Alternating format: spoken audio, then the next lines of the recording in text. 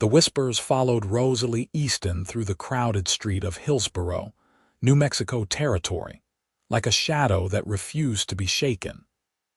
At 32 years of age, she walked with her chin held high, ignoring the sideways glances and hushed conversations that died the moment she passed. The year was 1885, and in a frontier town where most women were married before 20, Rosalie's unmarried status had long ago ceased to be merely unusual and had become downright scandalous. "Poor thing," Mrs. Henderson murmured to her companion as Rosalie entered Mitchell's general store. "Another year gone by and still no prospects. At her age, it's just not natural." Rosalie pretended not to hear as she approached the counter, her shopping list clutched tightly in her gloved hand. 5 years of running her late father's ranch alone had taught her to develop a thick skin against the town's judgment. "Good morning, Mr. Mitchell," she said politely. "I'll need 20 pounds of flour, 10 pounds of sugar, coffee beans, and a bolt of that blue cotton if you still have it." The storekeeper nodded, barely meeting her eyes. "Yes, Miss Easton. The usual credit to your account, please," she replied, watching as he began gathering her supplies. The bell above the door jingled and the store fell momentarily silent. Rosalie didn't need to turn around to know that someone significant had entered. The atmosphere in the small shop shifted perceptibly. "Morning, ladies," came a deep, unfamiliar voice with a slight Texas drawl. "Beautiful day, isn't it?" Rosalie glanced over her shoulder, curiosity getting the better of her. The man who had entered was clearly not from Hillsborough. Tall and broad-shouldered, he moved with the easy confidence of someone accustomed to commanding attention. His dark brown hair fell in waves beneath a well-worn Stetson, and his face, bronzed by the sun, bore the beginnings of a beard that looked about 3 days old. What struck her most, however, were his eyes, a startling shade of blue that seemed to take in everything at once. "Mr. Mitchell," he said, approaching the counter and standing beside Rosalie. "Isaac Lawson. I sent a telegram last week about supplies for the broken spur." Mr. Mitchell's demeanor transformed instantly, a smile breaking across his usually dour face. "Mr. Lawson? Yes, of course. I've got everything ready for you." He turned to Rosalie. "Excuse me, Miss Easton. I'll finish with your order shortly." "That's quite all right," she replied stiffly, stepping back. It was nothing new being pushed aside for a man, especially a new one who clearly had money to spend. "No need to keep the lady waiting on my account," Isaac Lawson said, removing his hat and nodding politely toward Rosalie. "I'm in no hurry." Mr. Mitchell looked flustered. "Well, that is." "Please finish Miss Easton's order," Isaac insisted, his voice friendly but firm. Rosalie studied him with mild surprise. "Thank you, Mr. Lawson, but I'm accustomed to waiting." Something flickered in his eyes, curiosity, perhaps, or recognition of the resignation in her tone. "Even so, madam, doesn't make it right." Mrs. Henderson and her companion had moved closer, their interest in the exchange evident. "Mr. Lawson," Mrs. Henderson interjected, "you must be new to our little community. Thomas Henderson's my husband owns the bank. You should join us for supper sometime. Our daughter Amelia is just 18 and plays the piano beautifully." Isaac smiled politely. "That's mighty kind of you, madam. I might take you up on that once I'm settled." "The broken spur's been empty for years," Mr. Mitchell commented as he measured out Rosalie's flour. "Good to see someone taking it on again. It's fine grazing land." "It needs work," Isaac acknowledged, "but I've got good hands coming in next week, and I aim to have it producing by year's end." Rosalie couldn't help her interest. The broken spur bordered her own property to the north. For years, she'd worried about who might purchase it, fearing competition or, worse, trouble. "You from Texas, Mr. Lawson?" she asked, breaking her usual reserve. He turned those striking blue eyes on her. Yes, madam. San Antonio originally, though I've worked ranches all over since the war. Miss Easton runs her father's ranch, Mrs. Henderson explained, her tone suggesting the situation was both temporary and inappropriate. The Circle E just south of your property, though of course, a woman running a cattle operation alone is. She let the sentence hang, heavy with implication. Isaac didn't take the bait. Instead, he looked at Rosalie with genuine interest. Is that so? I'd be keen to hear how you manage it, Miss Easton. I'm still learning the particular challenges of ranching in this territory. Before Rosalie could respond, the storekeeper's wife emerged from the back room. Mr. Mitchell, Judge Wilson is asking about that shipment of— She stopped, noticing Isaac, and then broke into a smile. Well, who do we have here? Isaac Lawson, madam, he said with a slight bow. Just purchased the broken spur. Clara Mitchell, she replied, extending her hand. Welcome to Hillsborough. You must meet our daughter Beatrice. She's helping with the church social next Sunday. Rosalie suppressed a sigh. It had begun already, the parade of eligible daughters. At least it diverted attention from her for a moment. Your order's ready, Miss Easton, Mr. Mitchell announced, pushing a crate of supplies toward her. Thank you, she said, reaching for her purse. I can help you load these in your wagon, Isaac offered. That's not necessary, she replied automatically. I manage just fine. I don't doubt it, he said with a smile that reached his eyes, but my mother would turn in her grave if she knew I let a lady carry a heavy crate when I had two good arms to offer. Something about his easy manner broke through her carefully constructed wall of indifference. In that case, I wouldn't want to upset your mother.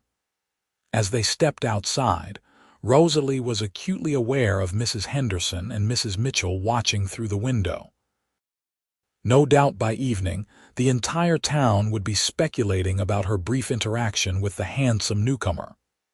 Where's your wagon? Isaac asked, balancing the crate easily in his arms. Just down the street in front of the blacksmith's. I had a shoe replaced on one of the horses. They walked in companionable silence for a few steps before Isaac spoke again. So, the Circle E, how big is your operation? 2,000 acres, she replied. About 400 head of cattle, 30 horses, and enough troubles to keep me busy from sunrise to sunset. He chuckled. Sounds about right. You run it entirely alone. I have 6 ranch hands who have been with us since my father's time. Good men who didn't leave when everyone expected them to after he died. Loyalty's worth more than gold out here, he observed. You must treat them well. Rosalie nodded. I pay fair wages and don't ask anything of them I wouldn't do myself. They reached her wagon and Isaac easily loaded the crate. Rosalie's ranch hand, Tom, an older man with a weathered face, touched his hat respectfully. This is Mr. Lawson, Rosalie introduced. He's purchased the broken spur. Good to meet you, Tom said. That's a fine piece of land, just needs the right hands to work it. That's my intention, Isaac replied, shaking the man's hand. Rosalie climbed up to the wagon seat, suddenly eager to leave town and the gossip that would inevitably follow this encounter. Thank you for your assistance, Mr. Lawson. My pleasure, Miss Easton. He stepped back, replacing his hat. Perhaps I might call on you sometime, neighbor to neighbor. I could use some local knowledge about the area. Something in his direct gaze made Rosalie hesitate. She wasn't accustomed to men seeking her advice, especially not newcomers who could easily consult with any of the established ranchers in the territory. If you like, she finally replied. Sunday afternoons I'm usually at the ranch house. I'll remember that, he said with a slight nod. As the wagon pulled away, Rosalie couldn't help glancing back. Isaac Lawson still stood where they'd left him, watching her departure with an unreadable expression. She turned forward again, oddly unsettled by the encounter. Seems like a decent sort, Tom commented as they left the town behind. Perhaps, Rosalie replied noncommittally. Time will tell. But as they traveled the familiar road home, she found herself wondering about the blue-eyed stranger and why, despite years of practiced indifference to the opinions of Hillsborough's residents, his respectful treatment had affected her so deeply. The following week passed in a blur of activity for Rosalie. Spring meant calving season, and several difficult births kept her working around the clock. By Sunday afternoon, she had nearly forgotten Isaac Lawson's suggestion that he might call. She was in the barn, checking on a newborn calf and its mother, when she heard the approach of hoofbeats. Stepping into the sunlight, she shielded her eyes and saw a lone rider coming up the long drive to the ranch house. Even at a distance, she recognized Isaac's broad shoulders and the distinctive way he sat a horse straight-backed but relaxed, moving as one with the animal. He rode a magnificent black stallion that pranced slightly as they approached, clearly a spirited mount that required a skilled hand. Rosalie glanced down at herself and grimaced. Her simple work dress was stained with dirt and other less mentionable substances from the barn, and her hair had come loose from its pins, falling in auburn waves around her shoulders. She quickly attempted to tuck it back, but there was no time for more as Isaac drew his horse to a halt a few yards away. "Miss Easton," he called, dismounting with fluid grace. "I hope I'm not intruding." "Not at all, Mr. Lawson," she replied, walking forward to meet him. "Though I should warn you I'm not exactly prepared for company." His eyes traveled briefly over her disheveled appearance, but instead of the discomfort or disapproval she expected, he smiled. "You look like a rancher hard at work, which is precisely who I came to see." There was something disarming about his straightforward manner that made it difficult for Rosalie to maintain her usual reserve. "Well then, you found her. Would you care for some coffee? I was about to take a break anyway." "That would be mighty welcome," he said, leading his horse toward the hitching post. "This is quite a place you have here." The main house of the Circle E was modest compared to some, but solidly built of local stone and timber, with a wide porch that wrapped around 3 sides. Her father had constructed it with an eye toward both comfort and defense, a necessity in the early days of the territory when raids were common. "My father built it," she said, a note of pride creeping into her voice. "Started with just a one-room cabin and added on as the ranch prospered." "He must have been a determined man," Isaac commented, securing his horse. "He was," Rosalie agreed, leading the way to the house. Nothing stopped Jonathan Easton once he set his mind to something, not weather, not outlaws, not even the Apache when tensions were high. "Sounds like someone else I'm beginning to know," Isaac said with a sideways glance that Rosalie pretended not to notice. Inside, the house was simple but comfortable, with solid furniture and practical touches that reflected Rosalie's no-nonsense approach to life. A few feminine details remained: her mother's china displayed in a cabinet, handmade quilts draped over chairs, and pressed wildflowers framed on the walls. "Please, sit down," she said, gesturing to the kitchen table while she pumped water into the coffee pot. "I'll just wash up quickly and get this brewing." As she moved about the kitchen, Rosalie was acutely aware of Isaac's presence. It had been a long time since a man other than her ranch hands had sat at this table, and none of them were young, single, or possessed of eyes that seemed to notice everything about her.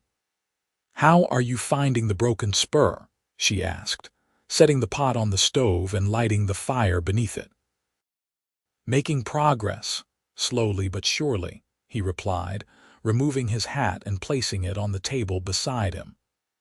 "My foreman and 5 hands arrived from Texas on Tuesday, good men who have worked with me before. The main house needed more work than I expected, but we've got the roof patched and the worst of the rot replaced." The previous owner let it fall into disrepair, Rosalie commented. Mr. Jenkins was getting on in years, and after his sons moved east, he couldn't manage it alone. That's the story I heard, Isaac nodded. Shame to see good land and buildings abandoned. Is this your first ranch? She asked, genuinely curious about the man who would be her closest neighbor. My own. Yes. But I've managed 3 different operations for other owners over the past 15 years, saved every penny with the aim of having my own place someday. His expression grew contemplative. After the war, I wasn't sure I'd ever have anything to call mine again. You fought for the Confederacy. Rosalie asked cautiously, aware of the still raw divisions the war had left, even 20 years later. I did, he acknowledged. Joined up at 18, fought until Appomattox. Wasn't much left of Texas when I got home, at least not for a young man with no inheritance and no prospects. His gaze met hers directly. But that was a lifetime ago, Miss Easton. I've learned a lot about what matters since then. The coffee began to bubble, and Rosalie busied herself with mugs and spoons, considering his words. Many men who'd fought in the war carried bitterness with them like a second shadow, but she detected none of that in Isaac's tone. Sugar, she offered, placing a mug before him. Just black, thank you, he replied, accepting it with a nod of thanks. They sipped in companionable silence for a moment before Isaac spoke again. I didn't just come for advice about the territory, though I'd welcome any you care to share. I actually came with a proposition for you. Rosalie raised an eyebrow. A proposition. A business one, he clarified quickly, a hint of a smile playing at the corners of his mouth. The west pasture of the Broken Spur backs up to the creek that runs through your northeast section, if I've read the property maps correctly. You have, she confirmed. Cottonwood Creek. That creek's the best water source on my property, but the access is limited by a narrow ravine that makes it difficult for cattle to reach. Your side has a gradual slope and better access. Rosalie nodded, seeing where he was headed. You want water rights. I want to propose a mutual grazing agreement, he corrected. My cattle get access to your side of the creek, and in exchange, you can use the timber stand on my northwest corner.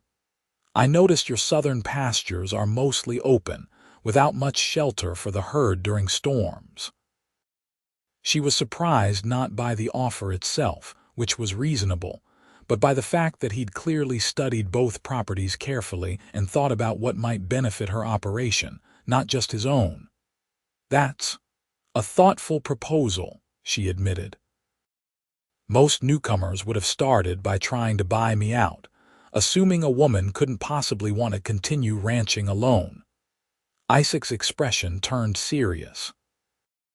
Miss Easton, in my experience, assumptions about what others want or can do usually say more about the person making them than the one they're made about. You've kept this ranch running for 5 years on your own. That tells me everything I need to know about your capabilities. His words caught her off guard, and Rosalie found herself studying his face for signs of insincerity. Finding none, she nodded slowly. The agreement could work to both our advantages. I'd need to consult with my foreman about the details. Of course, Isaac agreed. There's no rush. I'd be happy to meet with both of you whenever it's convenient. Their conversation shifted to other matters: the quality of the local grass, the reliability of the seasonal rains, and the best suppliers for equipment in the territory. Rosalie found herself relaxing as they talked, impressed by Isaac's knowledge and practical questions. When they'd finished their coffee, she offered to show him around the ranch. They walked the property for over an hour, discussing operations and management techniques.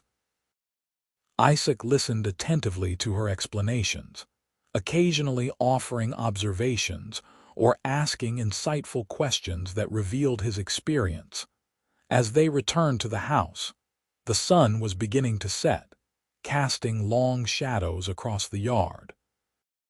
One of Rosalie's hands, Miguel, was crossing from the bunkhouse to the barn and nodded respectfully as they passed.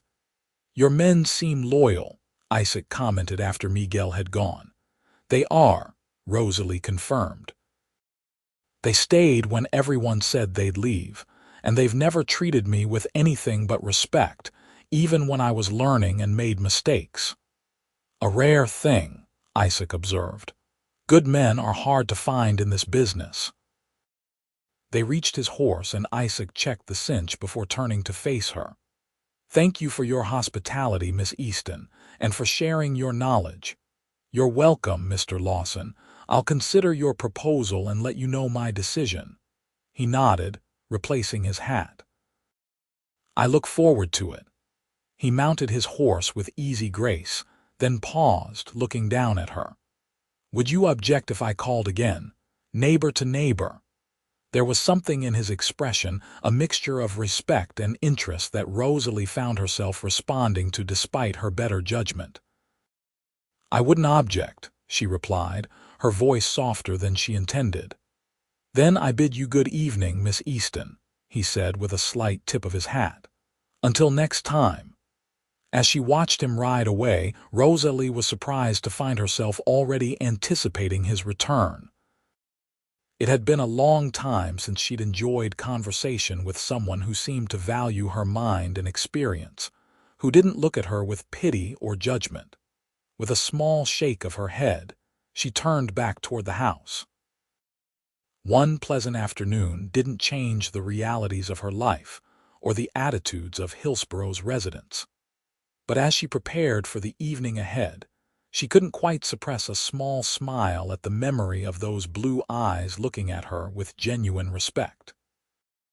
The church social the following Sunday was an event Rosalie typically avoided. The combination of pitying glances from the married women and not-so-subtle matchmaking attempts by mothers with unmarried sons over 30 made such gatherings an exercise in patience she rarely had the energy for. But the need to order supplies that couldn't be postponed brought her into town that morning, and Mrs. Mitchell had cornered her in the store with an invitation so direct that refusing would have caused more gossip than attending. So it was that Rosalie found herself on the edges of the gathering in the churchyard, wearing her second-best dress, a dark green cotton that brought out the amber flecks in her hazel eyes, and nodding politely as Reverend Parker's wife detailed the latest ailments afflicting her aging mother. "And then the lumbago set in something fierce," Mrs. Parker was saying. "Poor Mama hasn't been able to get out of bed for 3 days now." "I'm sorry to hear that," Rosalie replied, her attention divided between the conversation and the gathering around them. Without meaning to, she found herself scanning the crowd for a familiar tall figure in a Stetson. Mrs. Parker followed her gaze. "Looking for someone, dear?" "No, I was just—" Rosalie began, but was saved from finishing by the arrival of Mrs. Henderson, resplendent in a purple dress with far too many flounces for a church social. "Rosalie, Mrs. Parker," she greeted them with a nod. "Such a lovely turnout today. Everyone's so excited to meet our newcomer." As if on cue, a stir went through the crowd as Isaac Lawson appeared at the edge of the gathering. He was dressed more formally than Rosalie had previously seen him, in a clean white shirt, dark vest, and polished boots. His hair was neatly combed, though a stubborn wave still fell across his forehead. "My goodness," Mrs. Parker murmured. "He is handsome, isn't he? And single," Mrs. Henderson added meaningfully. "Thomas says he's already deposited a substantial sum at the bank." "He clearly has means as well as looks." Rosalie said nothing, but she couldn't help noticing how Isaac was immediately surrounded by Hillsborough's most prominent families and their unmarried daughters. Beatrice Mitchell, a pretty blonde of 20, seemed particularly determined to keep his attention, laughing a little too loudly at something he said. "It's a pity," Mrs. Henderson continued, her voice lowering conspiratorially. "That you didn't marry when you had the chance, Rosalie. A woman needs security, especially as the years advance."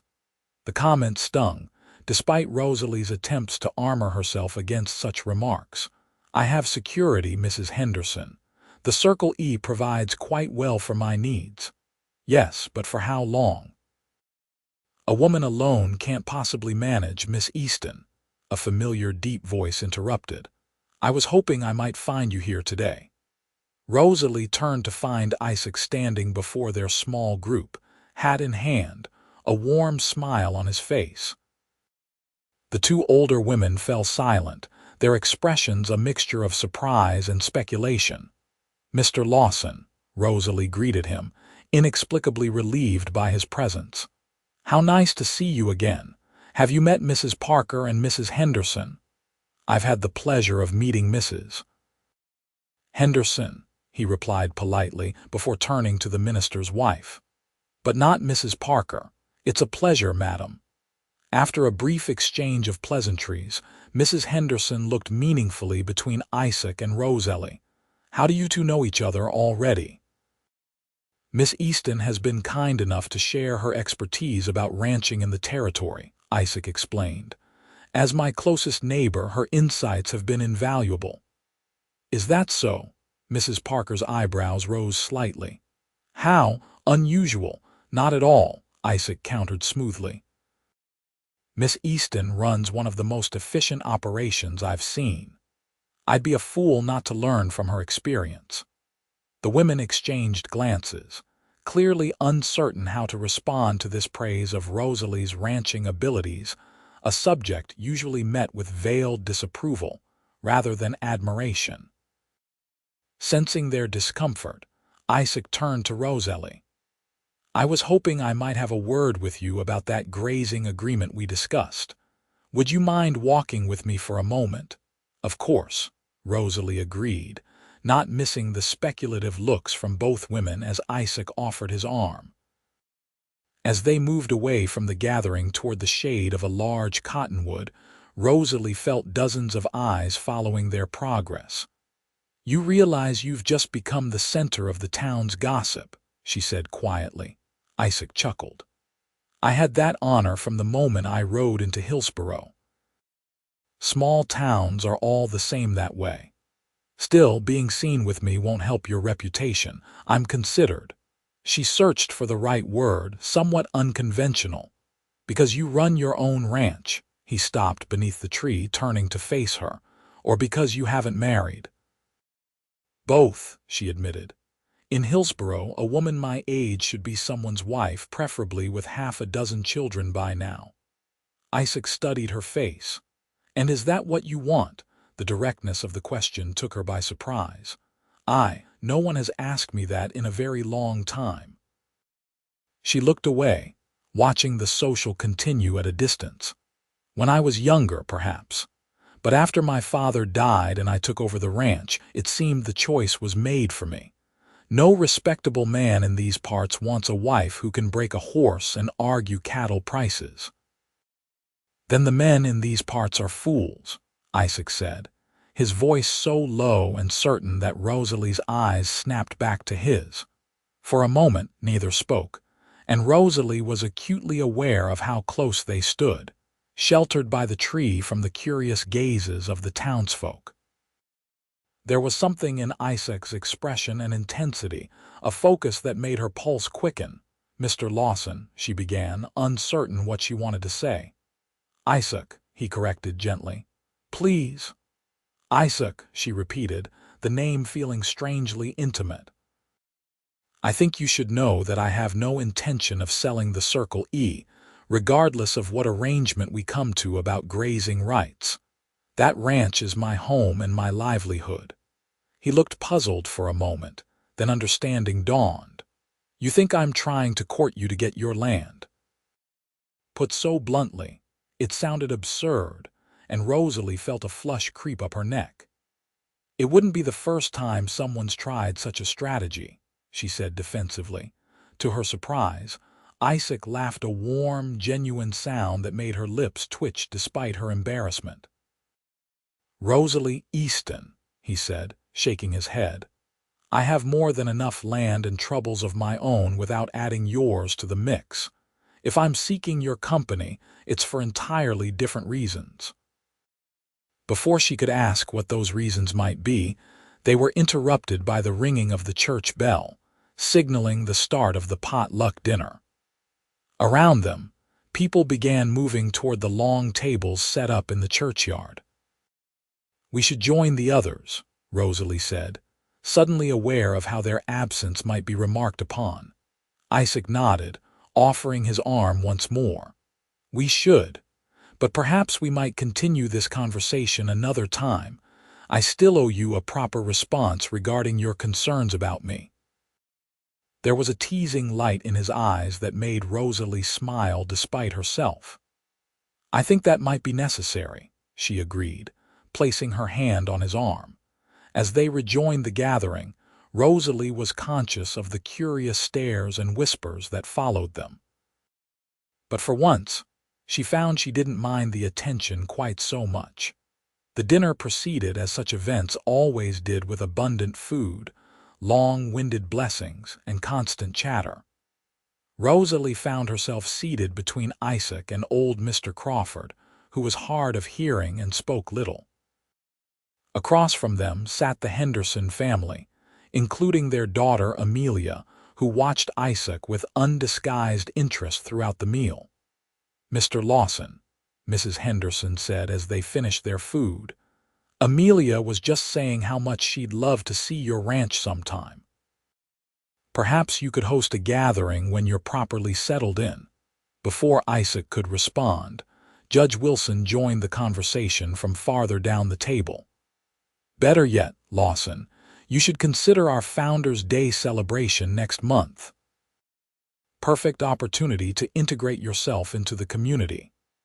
The judge, a portly man with impressive side whiskers, was known for his love of community events and the opportunities they provided for his lengthy speeches.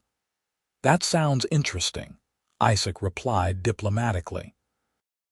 What exactly is involved?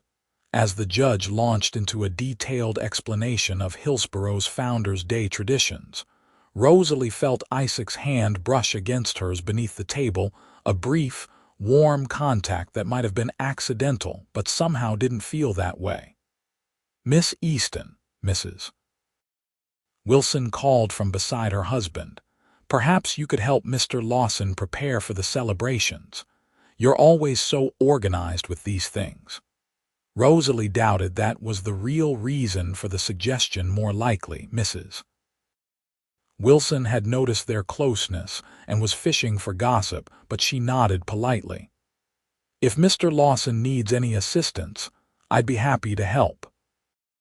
That's very kind, Isaac said, his voice carrying a note of genuine appreciation that made Rosalie suspect he saw through the matchmaking attempt as clearly as she did. I'm fortunate to have such welcoming neighbors. The conversation shifted to other topics, but throughout the remainder of the meal, Rosalie was intensely aware of Isaac beside her, the occasional brush of his sleeve against hers, the deep rumble of his voice as he spoke with others, and most of all, the subtle glances he cast her way when he thought no one was watching. As the gathering began to disperse in the late afternoon, Isaac walked Rosalie to her wagon. I enjoyed your company today, he said quietly as they reached the hitching post. And I yours, she admitted, surprised by how true it was. Though I fear we've given the town something to talk about for weeks to come. Isaac's smile was unconcerned. Let them talk. I've never much cared for others' opinions of my business. A luxury some of us don't have, Rosalie pointed out, though without bitterness. Perhaps, he acknowledged. But I've found that living to please others is a sure path to unhappiness. He paused, looking at her intently. Would you permit me to call on you again this week? I'd like to finalize our agreement about the grazing rights. Of course, she replied, trying to ignore the small flutter of anticipation the suggestion caused.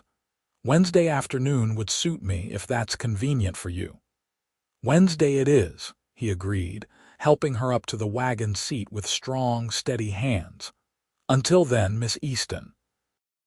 As she drove away, Rosalie couldn't help glancing back. Isaac stood watching her departure, just as he had that first day outside the general store. But this time, when their eyes met, he smiled a warm, private smile that stayed with her all the way home. The days leading up to Wednesday passed slowly for Rosalie. She found herself thinking of Isaac at odd moments while checking the herd, during meals, and especially in the quiet evenings when the day's work was done. It troubled her, this growing preoccupation with a man she barely knew. At 32, she had long ago resigned herself to spinsterhood and had made peace with that future. Or so she had thought. When Wednesday arrived, she found herself taking unusual care with her appearance. After a morning of work, she bathed and changed into a simple but flattering blue dress, pinning her auburn hair in a style that softened her features while still appearing practical. "Expecting company?" Tom asked with a knowing smile when she emerged from the house to check on a sick calf. "Mr. Lawson is coming to discuss a grazing agreement," she replied, attempting to sound businesslike. "Is that what they're calling it these days?" The old cowhand muttered just loud enough for her to hear. Rosalie gave him a sharp look. "That's exactly what we're calling it, Tom, and I'd appreciate if you'd remember that." Tom raised his hands in surrender, but his eyes twinkled with amusement. "Yes, madam. Just a business meeting between neighbors. Got it." By mid-afternoon, Rosalie had checked the clock so many times that she forced herself to take a seat on the porch with a book, determined to appear calm and occupied when Isaac arrived. But the words on the page failed to hold her attention, and she found herself staring at the same paragraph for several minutes without comprehending it. The sound of approaching hoofbeats finally broke her reverie.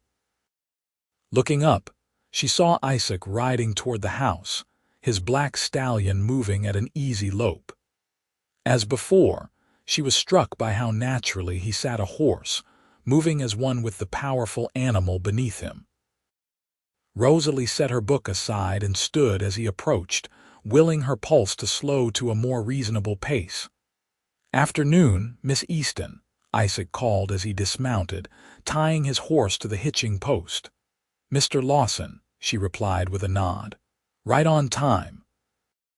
"My mother always said punctuality was the mark of respect," he said, removing his hat as he climbed the porch steps. "You're looking well today." "Thank you," she said, feeling a warmth creep into her cheeks at the compliment. "Would you like to come inside? I've prepared some lemonade." "That sounds perfect," he agreed, following her into the house. In the kitchen, Rosalie busied herself with glasses and the pitcher of lemonade she'd prepared earlier, grateful for the momentary distraction. "I've drawn up a draft of the grazing agreement," Isaac said, taking a seat at the table. "Just a simple document outlining the terms we discussed. I thought you might want to review it before we finalize anything." "That was thoughtful," Rosalie replied, placing a glass before him. "I'd like to see it." Isaac reached into his vest pocket and withdrew a folded paper, which he smoothed out on the table between them. As Rosalie took the seat opposite him, their fingers brushed briefly over the document, sending an unexpected jolt of awareness through her. She focused intently on the paper, reading the terms carefully. The agreement was straightforward and fair, exactly as they had discussed. Isaac had even included a provision ensuring that neither party could transfer the rights to another owner without mutual consent. "This looks comprehensive," she said, impressed by his thoroughness, "and fair to both parties." "I'm glad you think so," he replied.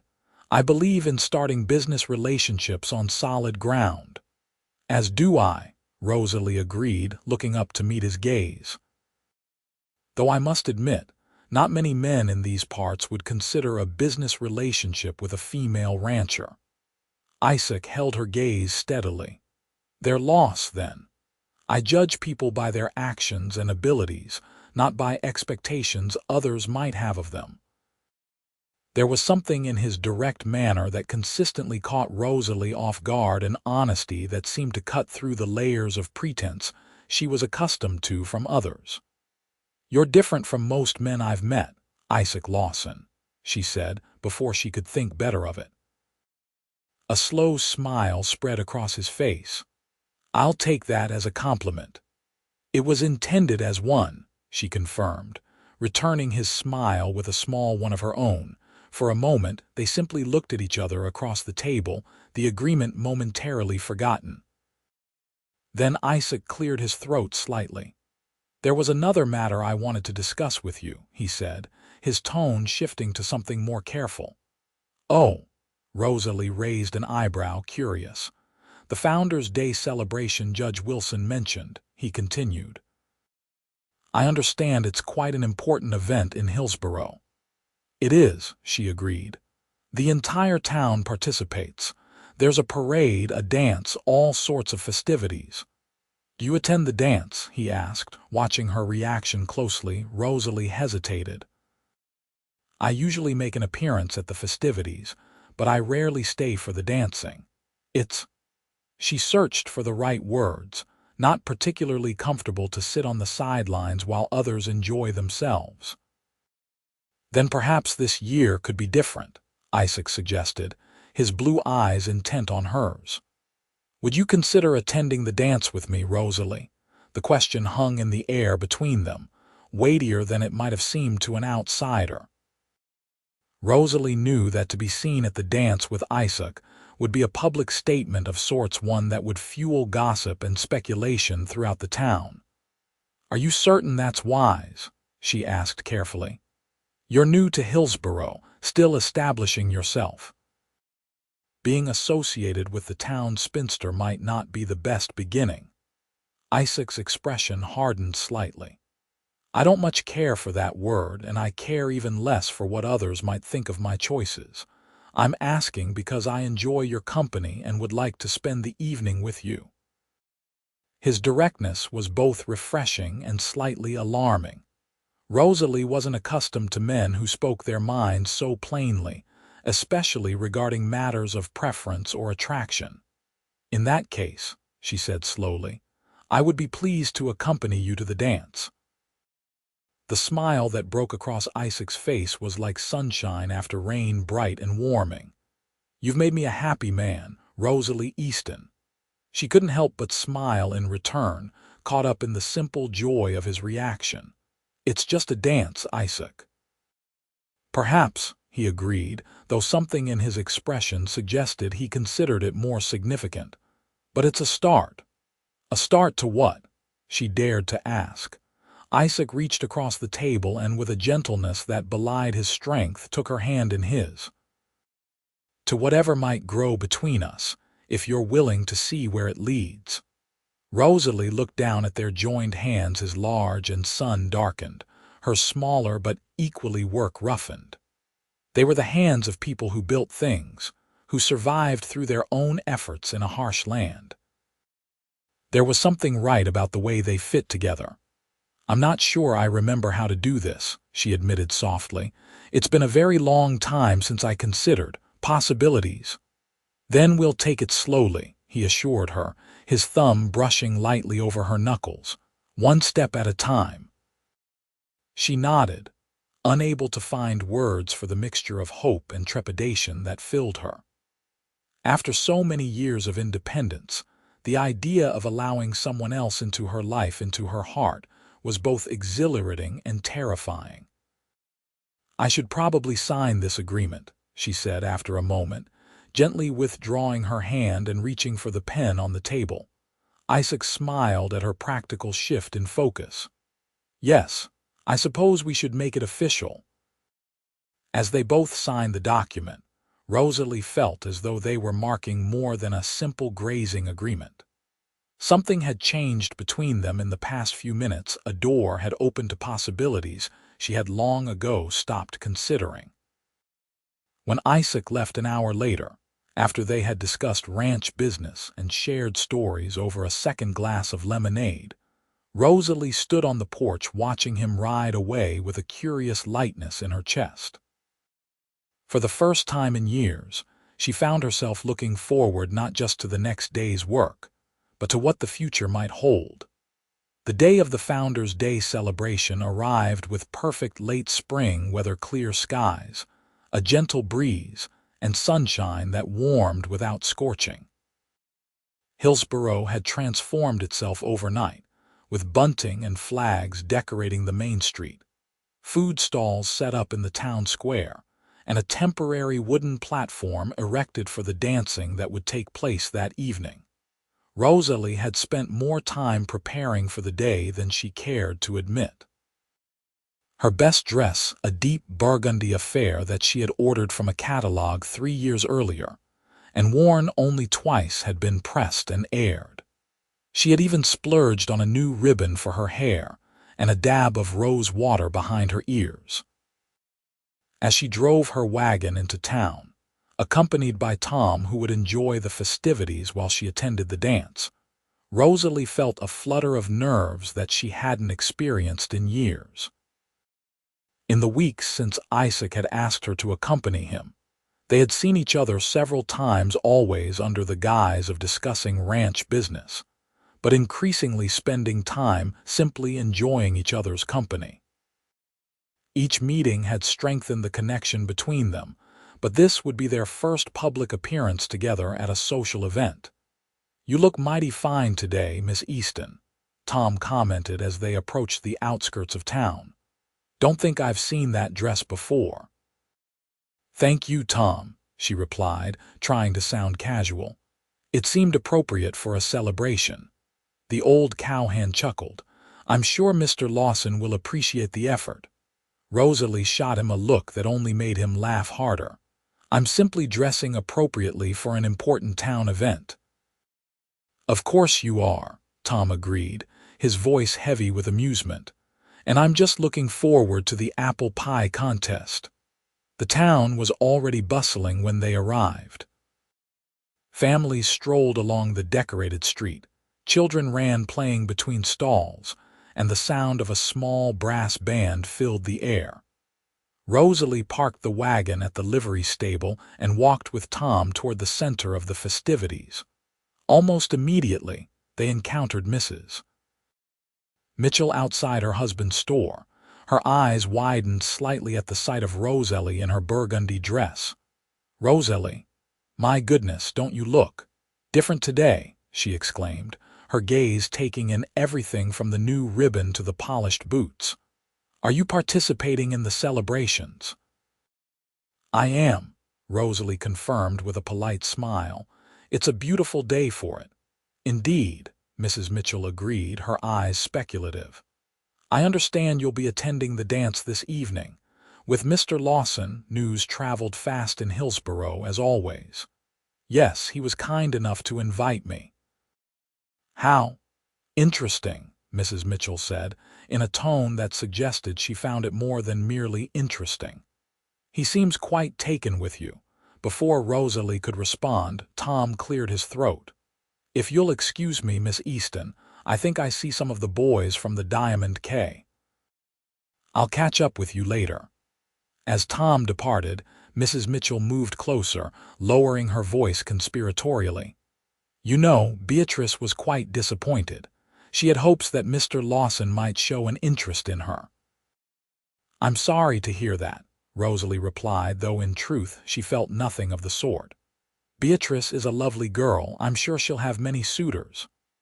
"Yes, well," Mrs. Mitchell sniffed, "young men typically prefer young women, but Mr. Lawson seems unconventional in his tastes." The implied criticism stung, but Rosalie had endured far worse over the years. "If you'll excuse me, Mrs. Mitchell, I should continue on. I promised to help with the quilt raffle this afternoon." As she walked away, head held high, Rosalie couldn't help but wonder if the whispers and judgments would ever cease. Even doing something as simple as attending a dance seemed to invite scrutiny and disapproval. The afternoon passed in a blur of activity. Rosalie helped with the quilt raffle as promised, watched the children's races, and applauded politely during Judge Wilson's inevitably long-winded speech about Hillsborough's founding and bright future. All the while, she found herself scanning the crowd for Isaac, but there was no sign of him. As the afternoon began to wane and preparations for the evening dance commenced, a tendril of worry began to work its way into her thoughts. What if he had changed his mind? What if the town's whispers about her age and status had reached his ears and made him reconsider? Rosalie was helping to arrange flowers on the refreshment tables when she felt a presence behind her, and turned to find Isaac standing there, hat in hand, looking more handsome than any man had a right to in a dark suit and crisp white shirt.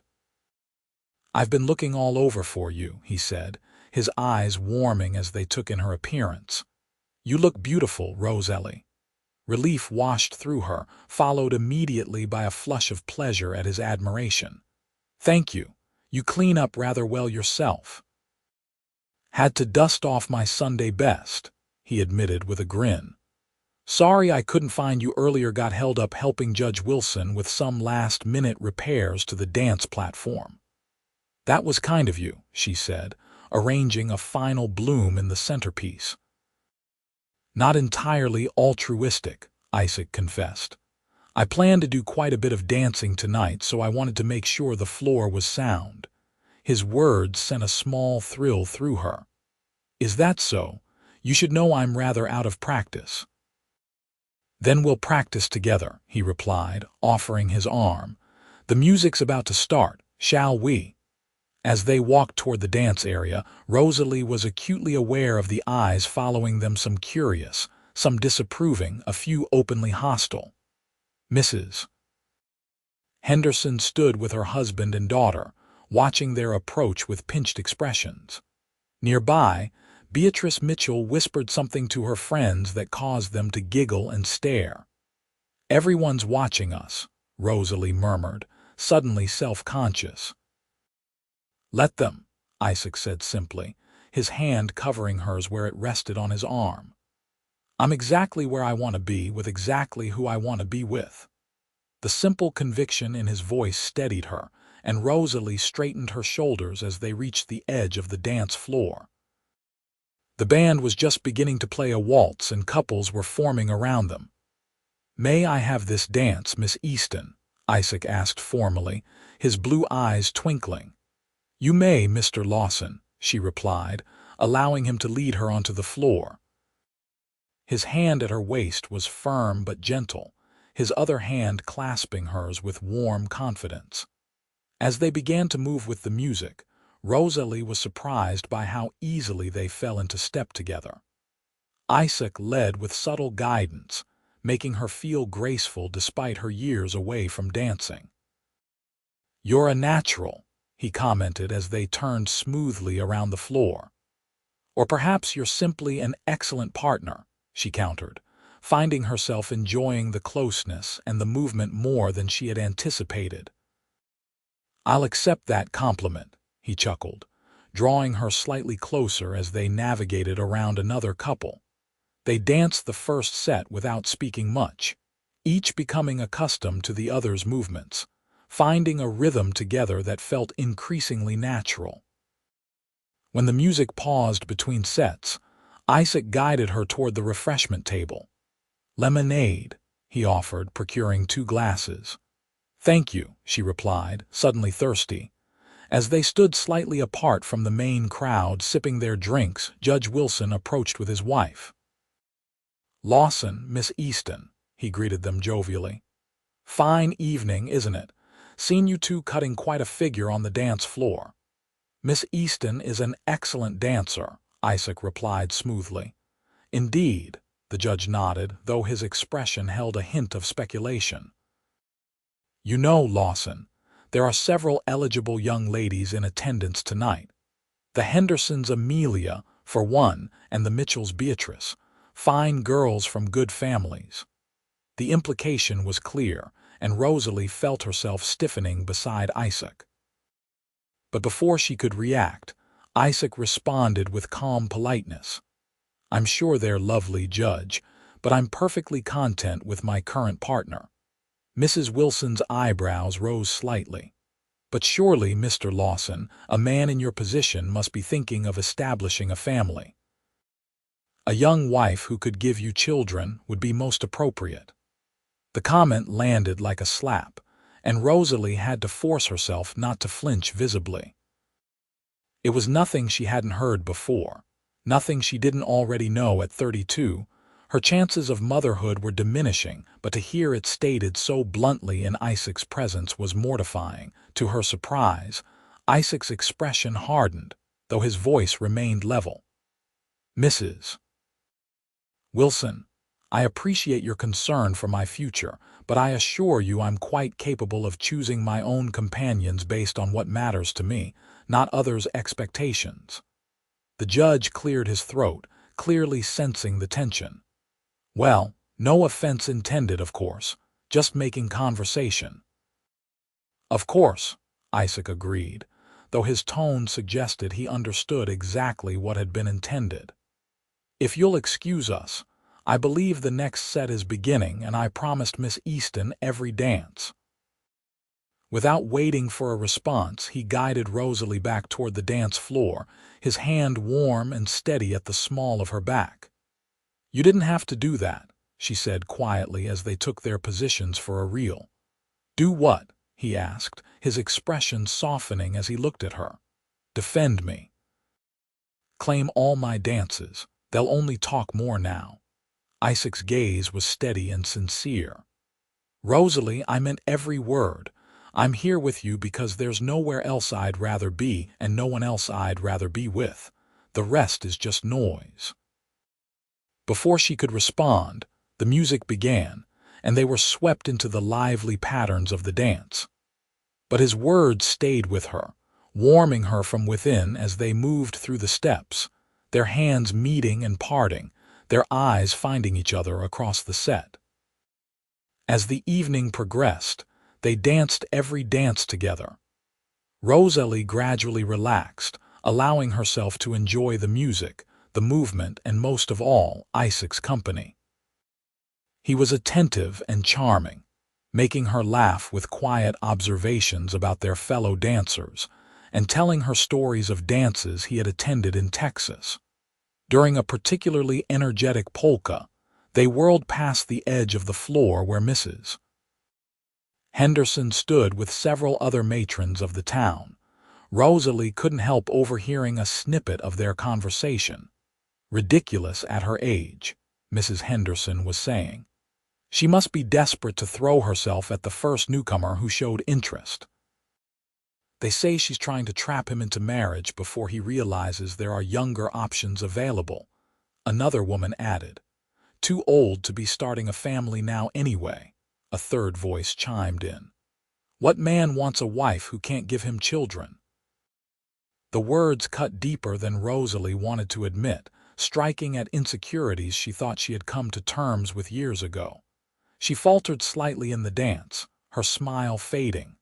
Isaac, noticing the change immediately, guided them toward the edge of the floor. "What's wrong?" he asked, concern evident in his eyes. "Nothing," she tried to assure him, forcing her smile back into place. "Just a little tired." But Isaac wasn't deceived. His gaze followed hers to where the women stood, still engrossed in their gossip, and his expression darkened with understanding. "What did they say?" he asked quietly. Rosalie shook her head. "It doesn't matter, I'm used to it." "It matters to me," he insisted, his hand tightening slightly on hers. Before she could respond, the music ended, and Judge Wilson's voice rang out over the crowd. "Ladies and gentlemen, it's time for our traditional Founders' Day toast. Gather round, if you please." People began moving toward the center of the platform where the judge stood with a raised glass.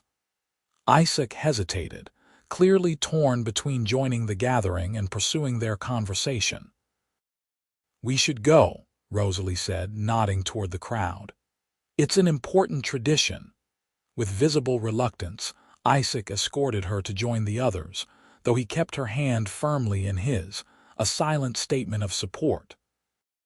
The judge began his toast with his usual flourish, extolling the virtues of Hillsborough's founding fathers and the bright future ahead.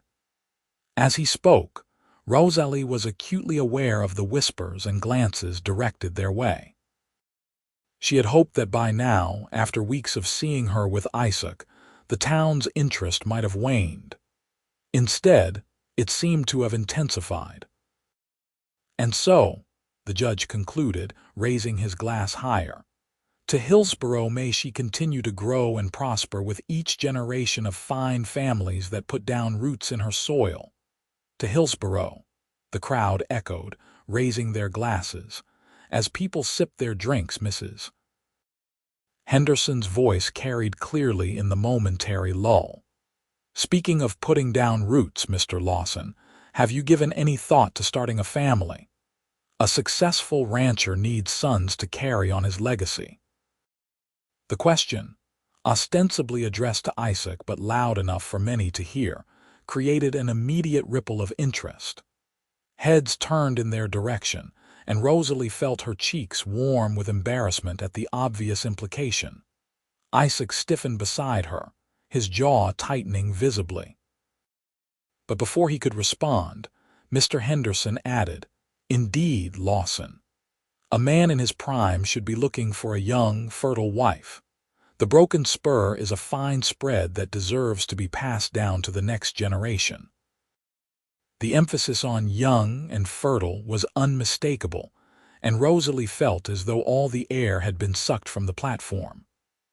Around them, people shifted uncomfortably, some looking away in embarrassment, others watching avidly for Isaac's response.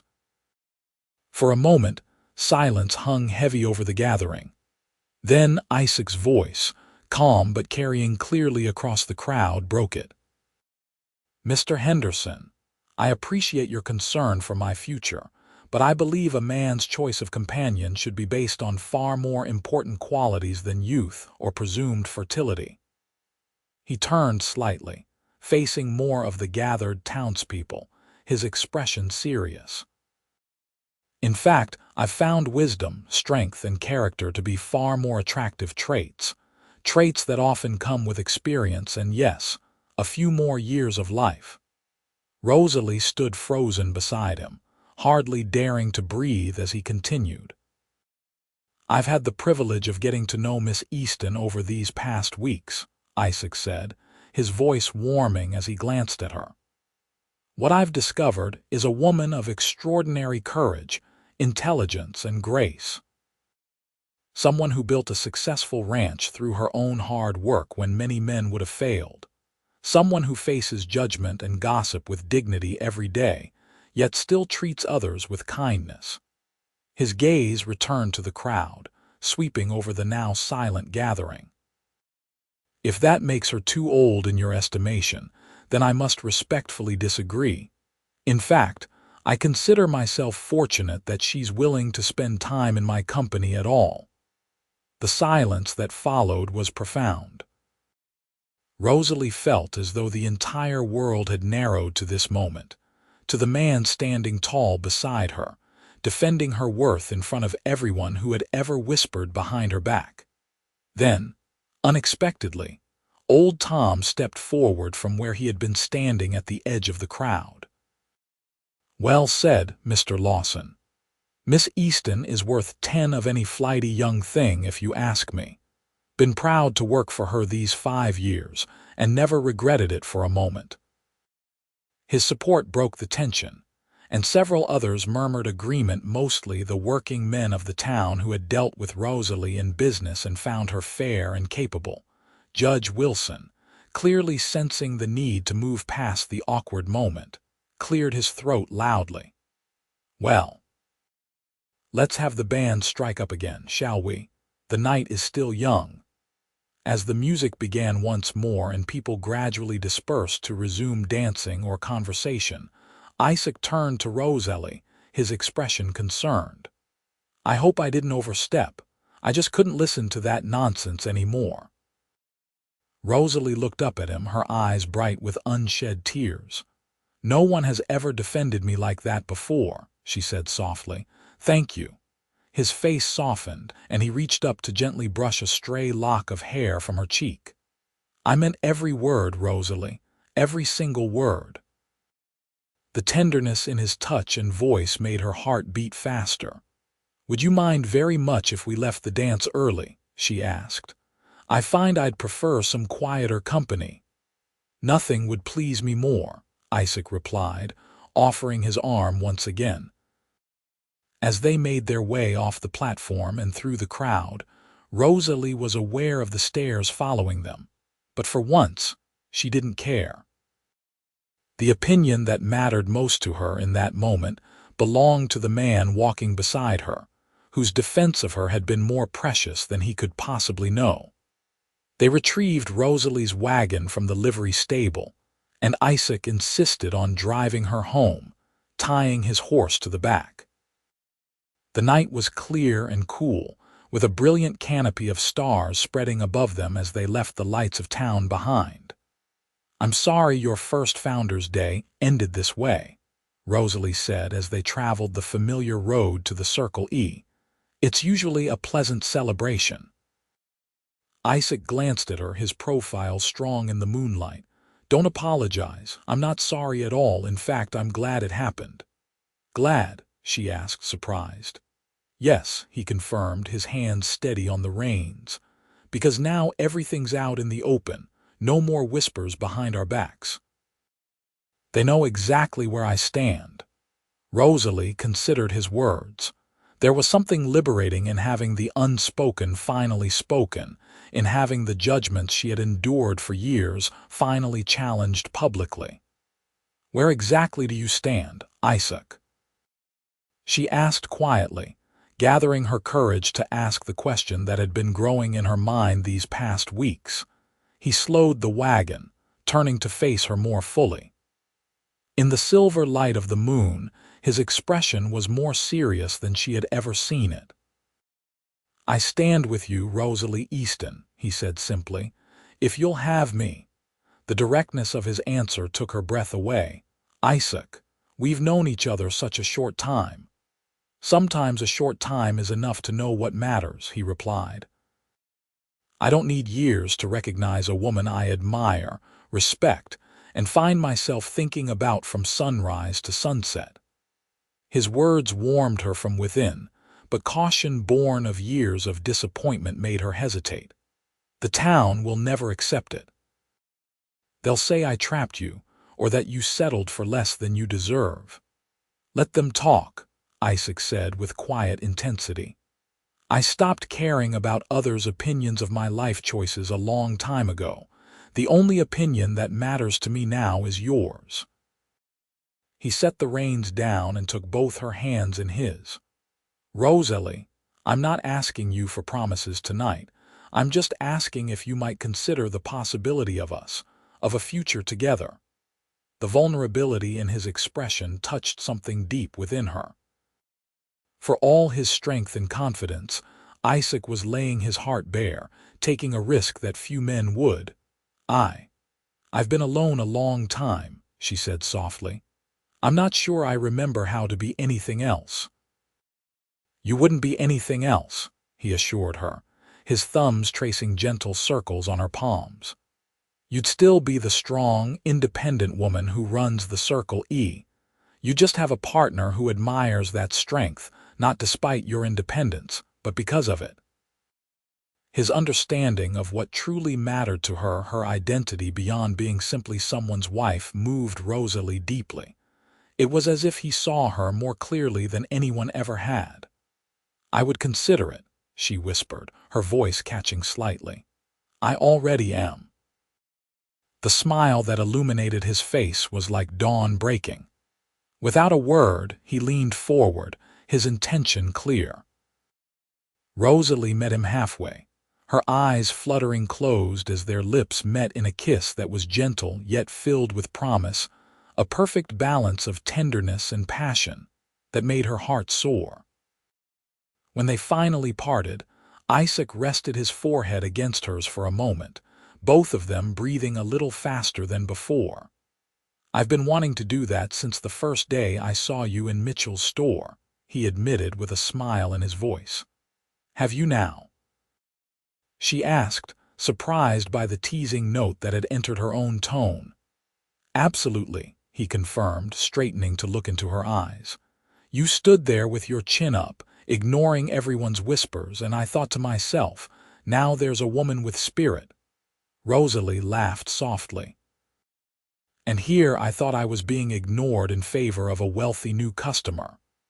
"Never," Isaac said, his expression growing serious again.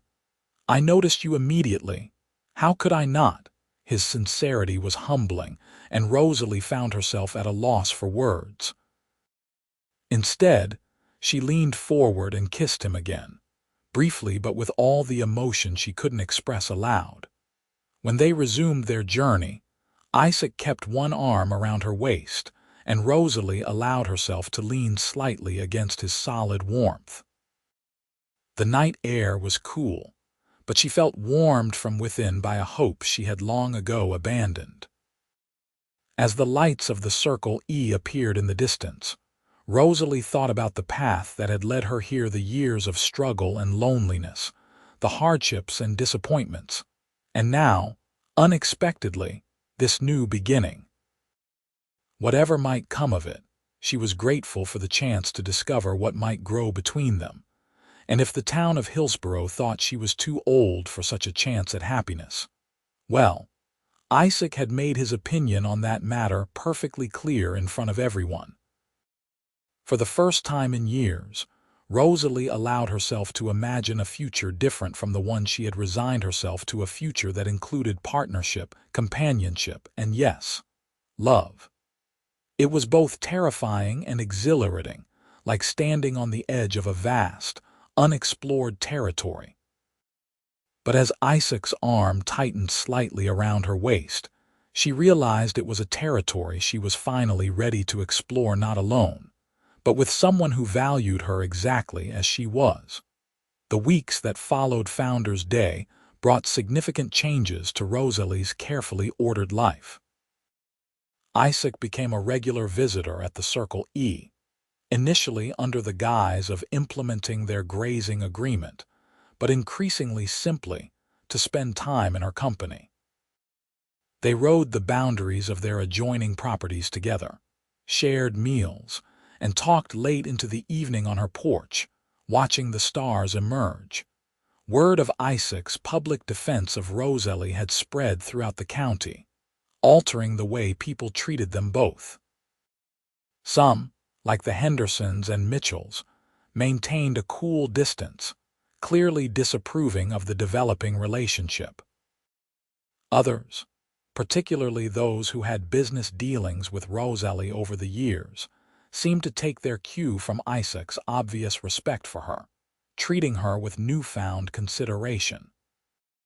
On a warm June evening, as they sat on Rosalie's porch after supper, Isaac brought up a subject that had been on his mind. "The repairs on the main house at the Broken Spur are nearly complete," he said, his voice casual though his eyes watched her closely.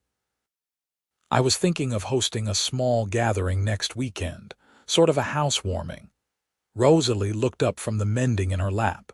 "That sounds nice. I'm sure your neighbors would welcome the opportunity to see the improvements." "I was hoping you might help me plan it," Isaac continued, "and perhaps arrive early that day to assist with the final arrangements." She smiled at his transparent attempt at nonchalance. "Are you asking me to play hostess, Mr. Lawson?" "I might be," he admitted with an answering smile. "Is that too presumptuous?" Rosalie considered the question seriously. Such a public role would be a clear statement about their relationship, one that the entire community would notice and interpret. "Not presumptuous," she finally replied, "but it would certainly give people something new to talk about." Isaac reached over and took her hand, his expression growing more serious. "Let them talk. I'm proud to have you by my side, Rosalie. I want people to see us together and understand that's how I intend things to stay." The simple certainty in his voice sent a warm flutter through her chest. Over the past weeks, Isaac had been unfailingly respectful of her independence while making his own feelings increasingly clear. He wanted a future with her, and was giving her the time and space to decide if she wanted the same. "Then I would be honored to help," she said, squeezing his hand gently. "Though I should warn you, my experience with hosting social gatherings is somewhat limited." "That makes two of us," he chuckled. "We can learn together." The day of the gathering dawned bright and clear. Rosalie arrived at the Broken Spur in mid-morning, driving her wagon loaded with flowers from her garden, tablecloths, and food she had prepared the previous day. As she approached the main house, she couldn't help but admire the transformation that had taken place in the months since Isaac had purchased the property. The once dilapidated ranch house now stood proud and welcoming, with a fresh coat of white paint, new shutters, and a rebuilt porch that wrapped around two sides. The yard had been cleared of debris and weeds, and young saplings had been planted to provide future shade. Everything spoke of care, attention to detail, and plans for the future. Isaac emerged from the barn as she approached, his face lighting up at the sight of her. He helped her down from the wagon with strong hands that lingered perhaps a moment longer than necessary on her waist. "You're a vision this morning," he said, his blue eyes warm with appreciation for her simple but becoming yellow dress. "Flattery will get you everywhere, Mr. Lawson," she replied with a smile, handing him a basket of sunflowers. "These need water immediately if they're going to last through the day." "Yes, madam," he agreed with mock solemnity, leading the way to the house. "Carlos and Miguel have already set up tables in the yard, and the spit for the beef is ready to be lit." Inside, Rosalie was struck by how much the house reflected Isaac's character: solid, unpretentious, yet thoughtfully arranged. The main room was spacious and bright, with simple but quality furniture. A large stone fireplace dominated one wall, and windows allowed for cross breezes that kept the space surprisingly cool despite the summer heat. "Isaac, it's wonderful," she said sincerely, turning to take it all in. "You've done an amazing job." "It's getting there," he acknowledged, placing the flowers in a pitcher of water. "Still needs a woman's touch in many ways." The implication in his words hung in the air between them, but neither addressed it directly as they set about preparing for the guests who would arrive in a few hours. They worked well together, moving around each other with an ease that felt natural and right. Rosalie arranged flowers and set tables while Isaac and his ranch hands prepared the barbecue pit and set up seating areas in the shade of the large oak trees that dotted the yard. By mid-afternoon, the first guests began to arrive: neighboring ranchers and their families, merchants from town, and even Judge Wilson and his wife, whose curiosity apparently outweighed any reservations they might have had after the Founders' Day incident. Rosalie found herself naturally falling into the role of hostess, greeting arrivals alongside Isaac, ensuring everyone had refreshments, and guiding conversations when awkward silences threatened. It felt strange yet oddly familiar, as though she was remembering skills long dormant rather than learning new ones. "You're a natural at this," Isaac murmured as they stood together briefly between greeting guests. "Everyone feels welcome and at ease." "My mother was known for her hospitality before she passed," Rosalie replied. "I suppose I absorbed more than I realized." As the afternoon progressed, Rosalie noticed the speculative glances and whispered conversations that followed her movements around the gathering. She had expected as much, but found that it bothered her less than it once would have. Isaac's steady presence and obvious regard provided a shield against the worst of the gossip. What she hadn't expected was the gradual thawing of some of the town's more rigid matrons. Mrs. Parker sought her out to compliment the flower arrangements, and even Mrs. Wilson engaged her in a surprisingly civil conversation about preserving fruit for the winter. "You've changed things," Tom commented when he found her alone for a moment, replenishing a plate of biscuits. The old cowhand had come along with several other Circle E workers. "Folks are looking at you different now." "It's not me that's changed things," Rosalie replied, glancing across the yard to where Isaac stood talking with several men, his tall figure easy to spot in the crowd. Tom followed her gaze and smiled. "Maybe not, but you let him in. That took courage, Miss Easton, more than most folks realize." His words made her pause. She hadn't thought of it as courage opening her carefully guarded heart to the possibility of love again, but perhaps it was. As the sun began to set, casting long golden shadows across the yard, Isaac called for everyone's attention. Standing on the edge of the porch, he raised his glass. "I want to thank you all for coming today," he began, his deep voice carrying easily across the gathered crowd. "When I purchased the broken spur, I hoped to become part of this community, to build something lasting here in this beautiful territory. Your welcome today means more than I can say." Murmurs of approval rippled through the guests, and Isaac continued. "I've learned that a ranch is more than land and cattle, it's about connections. To the earth, to the seasons, and most importantly, to the people who share this life with you." His eyes found Rosalie where she stood at the edge of the crowd, and his expression softened visibly. "Some connections, though, matter more than others." A hush fell over the gathering as Isaac set down his glass and walked purposefully toward Rosalie. She felt her heart begin to race as he approached, sensing that something significant was about to happen. Taking her hands in his, Isaac looked into her eyes with an expression of such open adoration that several women in the crowd audibly sighed. "Rosalie Easton," he said, his voice clear enough for all to hear yet somehow intimate, as though they were alone, "over these past months, you have become the most important connection in my life. Your strength, your wisdom, your remarkable spirit, everything about you has captured my heart completely."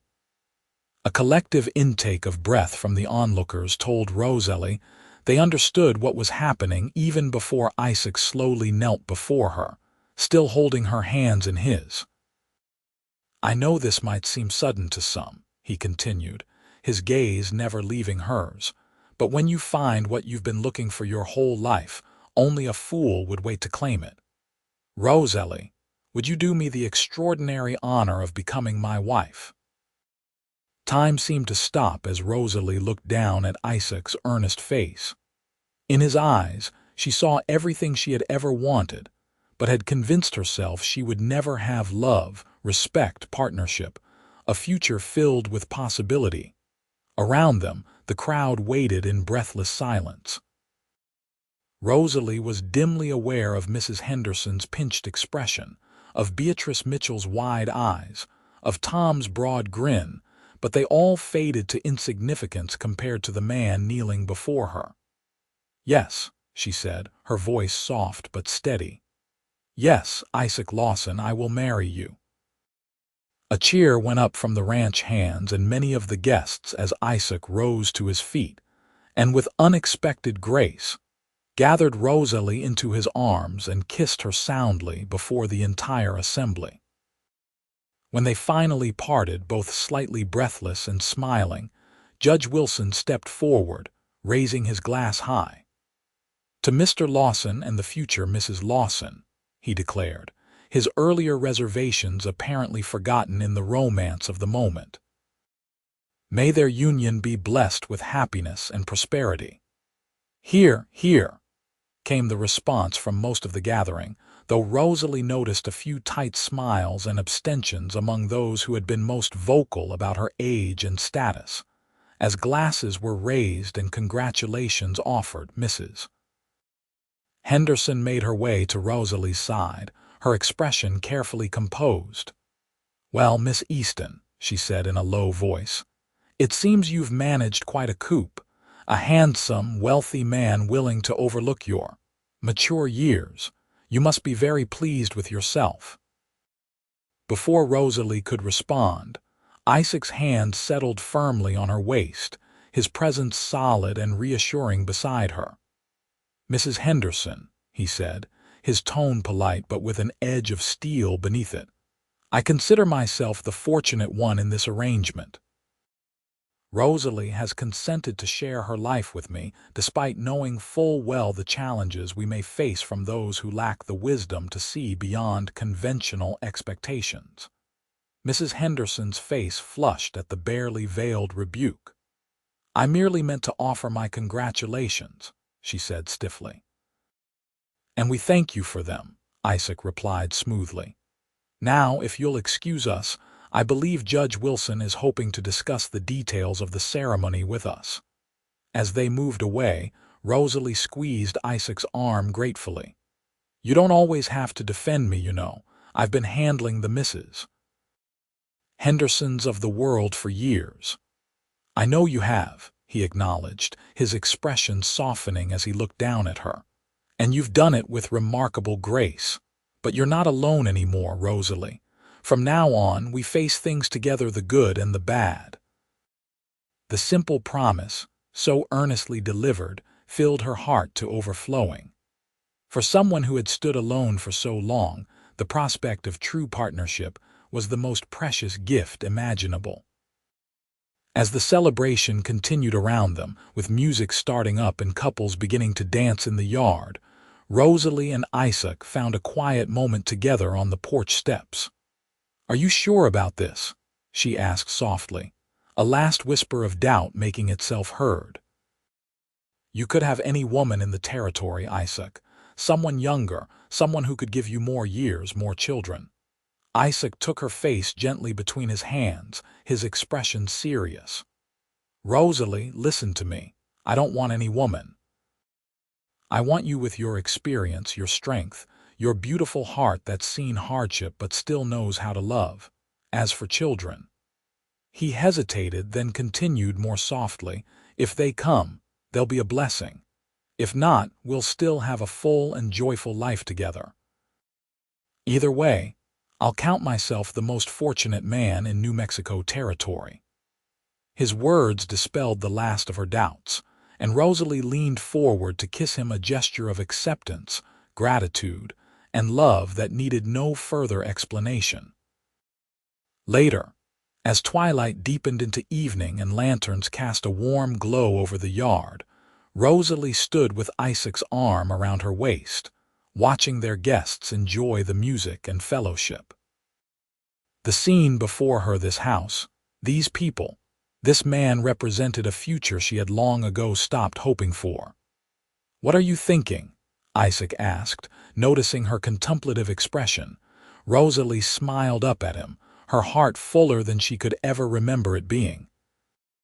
"I'm thinking that sometimes life surprises you in the most wonderful ways, and that I'm very glad you walked into Mitchell's store that day and insisted Mr. Mitchell finish with my order first." Isaac laughed, pulling her closer against his side. "Best decision I ever made," he declared. "Though asking you to marry me might have topped it." "I'd say so," she agreed, leaning into his embrace. "Especially since I said yes." Around them, the celebration continued, but in that moment, they were in a world of their own, a world where age was just a number, where love knew no conventional boundaries, and where the opinions that truly mattered were the ones they held of each other. Rosalie and Isaac were married on a golden September afternoon, with the mountains rising purple and majestic beyond. The ceremony held on the grounds of the Circle E. Judge Wilson officiated, his earlier reservations apparently forgotten as he pronounced them husband and wife before an assembly of friends, neighbors, and ranch hands from both properties. The celebration that followed lasted well into the night, with food, music, and dancing under stars that seemed to shine with particular brightness for the occasion. Even those who had been most skeptical of their match appeared to have made peace with it, offering congratulations that, if not entirely heartfelt, were at least politely delivered. As the last guests departed and quiet descended over the ranch, Isaac took Rosalie's hand and led her to the porch of what had been her home alone for so many years. "Happy, Mrs. Lawson?" he asked, drawing her into the circle of his arms. "More than I ever thought possible," she replied truthfully, resting her head against his chest. "Though I may need time to get used to the new name." "We have all the time in the world," he assured her, pressing a kiss to her hair. Their life together began with practical decisions that reflected their shared sensibility. They would make the Circle E their primary home, as it was the more established operation, while continuing to develop the Broken Spur with an eye toward eventually joining the two properties into one larger ranch. The transition was not without challenges. Combining two sets of ranch hands, each accustomed to different ways of doing things, led to occasional friction. Financial decisions that had once been Rosalie's alone now required consultation and compromise. And despite Isaac's unwavering support, Rosalie sometimes found it difficult to share authority after years of independence. But for every challenge, there were countless joys. The comfort of falling asleep each night in Isaac's embrace and waking to his smile each morning. The pleasure of shared meals and conversations that often continued long into the evening. The partnership of working side by side to build something lasting together. By their first anniversary, the changes they had wrought were visible across both properties. New breeding stock had improved their combined herds. Innovative irrigation methods had increased grazing capacity, and careful management had resulted in a profitable year, despite drought conditions that had challenged many neighboring ranches. In town, attitudes had gradually shifted as well. Isaac's unwavering respect for Rosalie's knowledge and experience had influenced how others treated her. Merchants who had once addressed only Isaac now sought Rosalie's opinion on purchases. At cattle auctions, her assessments were listened to with the same attention given to male ranchers. Even Mrs. Henderson had mellowed somewhat, including them in dinner invitations that were no longer transparent attempts at matchmaking but genuine social overtures. On a crisp November morning just after their first anniversary, Rosalie sat at the kitchen table, a cup of coffee cooling before her as she studied the ledger with a slight frown. Isaac entered from outside, bringing with him the scent of horses and open air. "You're concentrating hard," he observed, pouring himself a cup of coffee before joining her. "Problem with the numbers," she glanced up with a small smile. "Not with the numbers. They're actually better than I expected. It's just—" She hesitated, an uncharacteristic uncertainty in her expression. Isaac reached across the table to take her hand. "What is it? You can tell me anything, Rosalie, you know that." She took a deep breath, her eyes meeting his. "I've missed my monthly cycle, twice now." For a moment, Isaac simply stared at her, processing her words. Then his face transformed with a joy so pure it made her heart catch. "Rosalie," he whispered. "Are you saying what I think you're saying?" She nodded, a mixture of excitement and apprehension in her eyes. "Doctor Marshall confirmed it yesterday when I was in town. We're going to have a baby, Isaac, in late spring."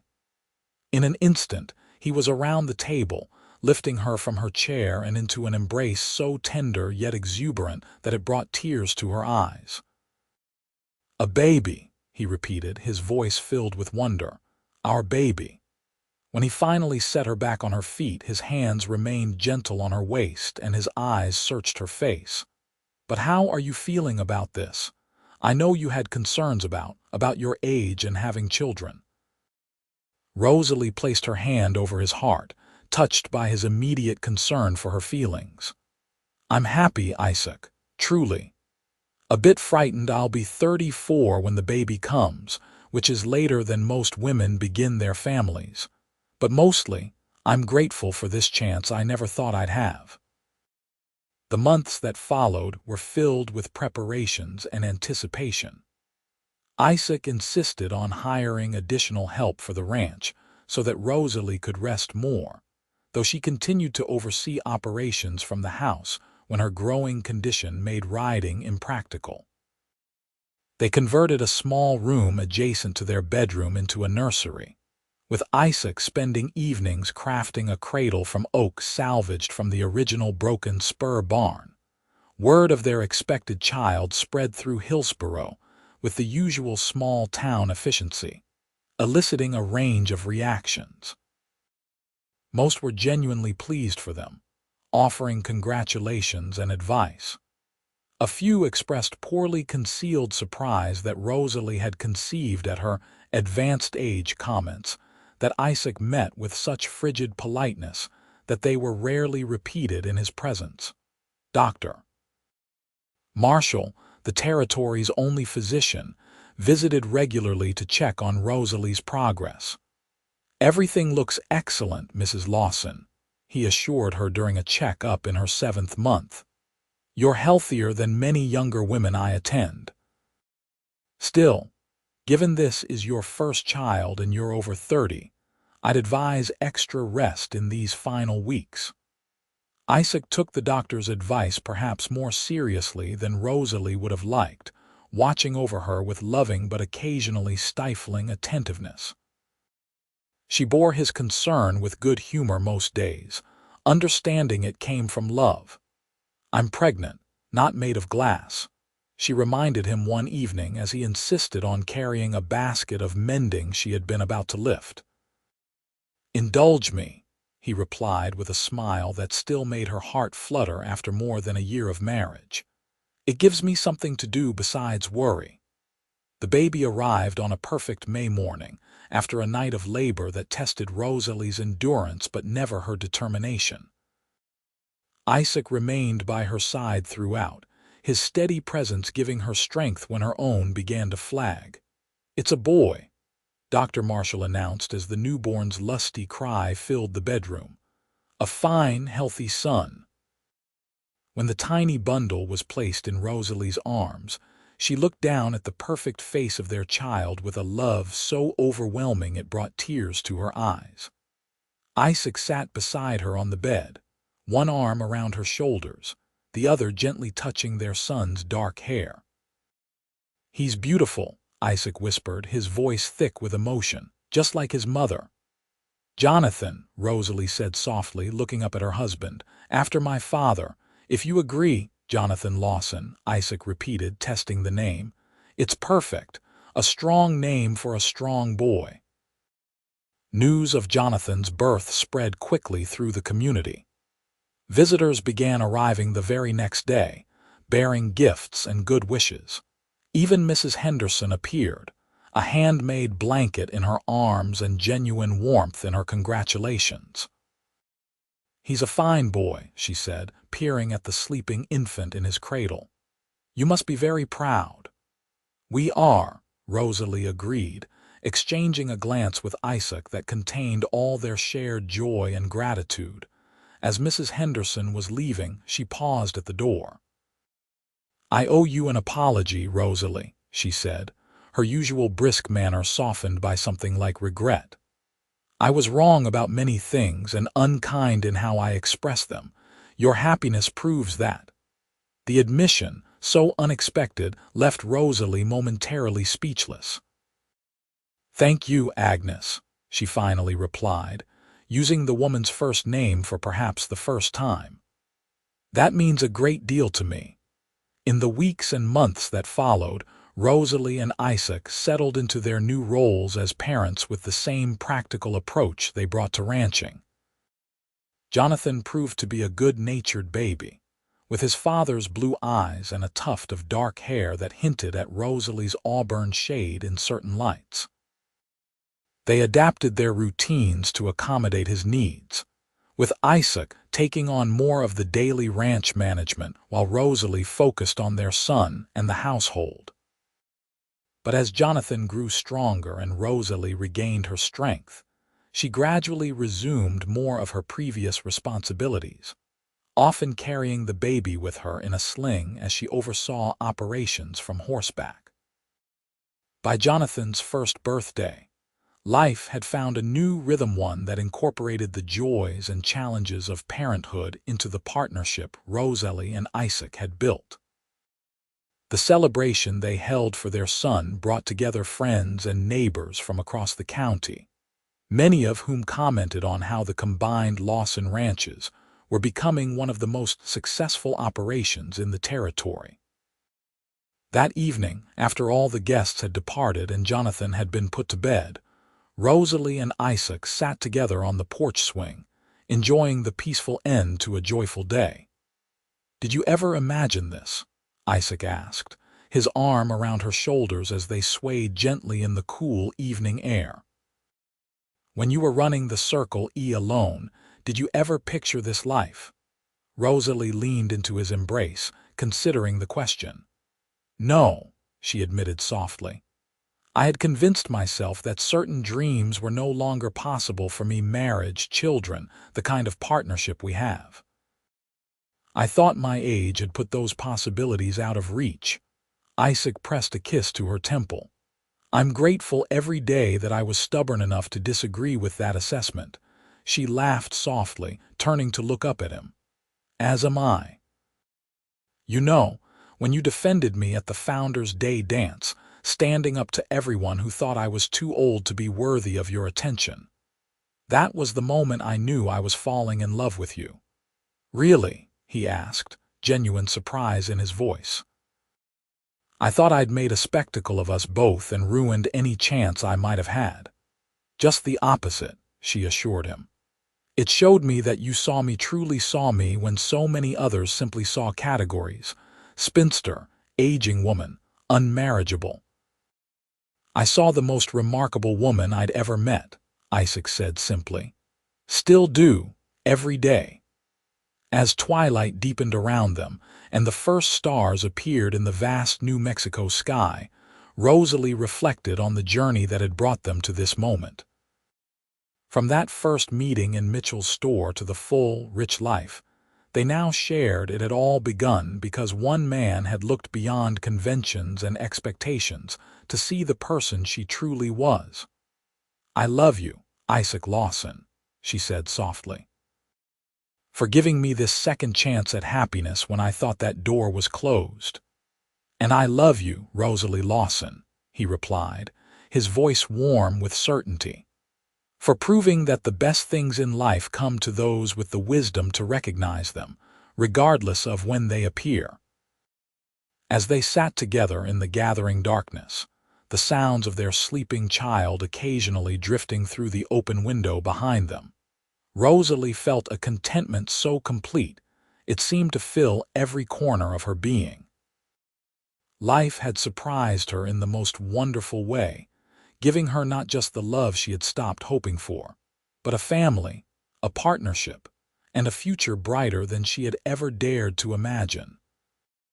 And if anyone in Hillsborough still thought she had been too old for such happiness, well, Isaac had disagreed in front of everyone, and he had been right.